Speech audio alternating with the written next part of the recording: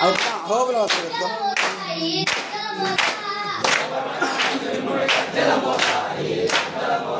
తలకాయలు ఎత్తారు. వీడియో చూసేటప్పుడన్నా కనపడారట.